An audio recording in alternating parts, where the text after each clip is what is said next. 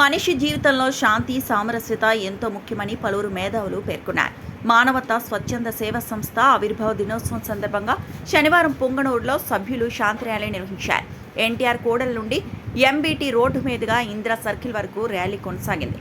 ఈ సందర్భంగా సభ్యులు మాట్లాడుతూ మనిషి దైనందిన జీవితంలో శాంతి ఎంతో ప్రధానమన్నారు. సమస్యలు ఎదురైనప్పుడు అహంకారానికి, ద్వేషాలకు తావివ్వకుండా సామరస్యంగా పరిష్కరించుకోవాలని సూచించారు. శాంతి లేకపోతే యుద్ధాలు, విధ్వంసం సంభవించే ప్రమాదం ఉందని పేర్కొంటూ సమాజంలో శాంతి, సౌభ్రాతృత్వం పెంపొందించేందుకు ప్రతి ఒక్కరూ కృషి చేయాలని పిలుపునిచ్చారు.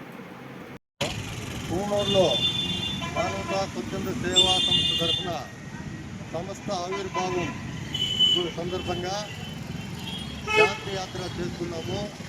ఈ మానవతా సేవా స్వచ్ఛంద సంస్థ 2004లో ప్రారంభమై ఇప్పటికీ 146 సెంటర్లో బాగా జరుగుతున్నది.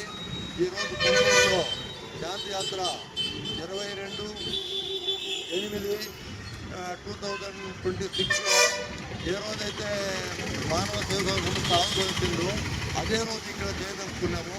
కాబట్టి ఈరోజు శాంతి యాత్ర జరుపుతున్నాము. ఈ శాంతికి సహకరించిన సభ్యులందరికీ ధన్యవాదాలు, పోలీస్ డిపార్ట్మెంట్కి ధన్యవాదాలు, అదేవిధంగా మన వీడియో మిత్రులు కూడా అందరికీ కూడా ధన్యవాదాలు తెలుసుకుంటున్నాను.